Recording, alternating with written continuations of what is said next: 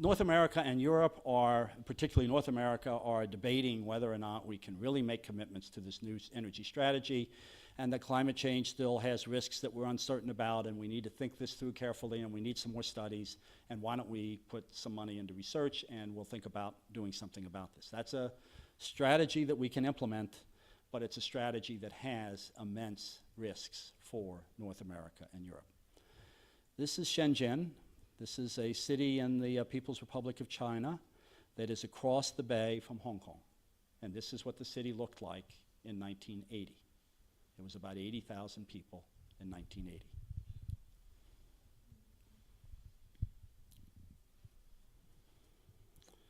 Welcome to Shenzhen today.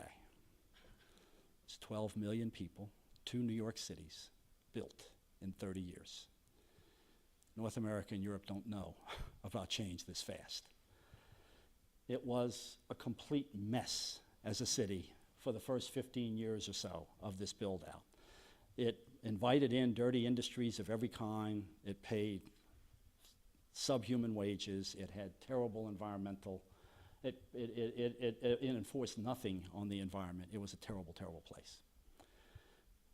The government raised a serious concern about all of this and said, how long can we make money? How long can we guarantee economic development to people if we go this route? And the government changed course in that 30-year period and went away from the dirty industry strategy and instead went toward the high-tech strategy.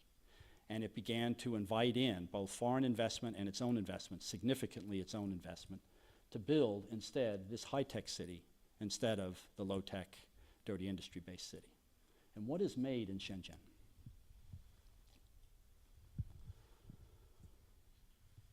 Shenzhen is the location of solar electric cell manufacture in China. In 2 years, China went from nowhere in the manufacture of solar cells to the top manufacturer of solar cells in the world. They continue. There is no one close to them right now in this regard. In 2 years, they did this. Wind technology was taken from Europe without much worry at all. The largest wind turbine manufacturer in the world now is China.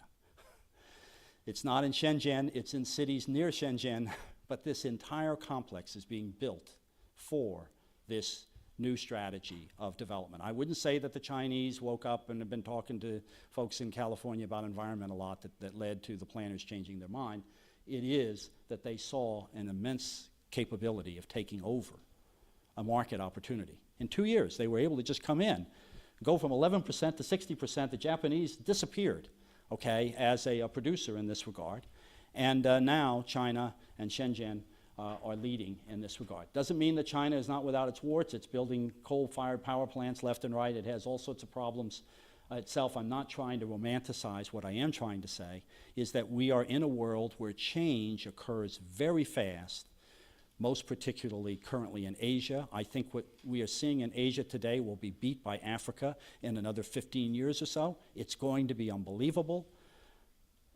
If Europe and North America decide to study the problem and figure out how to make changes on that basis, it is likely that they will, as they are now, continue to lose in this effort to figure out what will define the 21st century. I don't know whether China will be able to really cap its CO2 emissions and will really be able to keep them at 3.3. I really don't know, but what I would say is that there is an awful lot of opportunity for making this happen. But you got to get in the game in order to make it happen. You can't sit on the sidelines, as I think particularly North America and specifically the United States is doing. If we want to be part of the 21st century and we want to avert what is going to be a terrible risk for our grandchildren and our great-grandchildren, we need to take a page from all of those communities that have come up with innovative ideas, take a page from China and try and figure out how to go in a new direction. Thank you very much.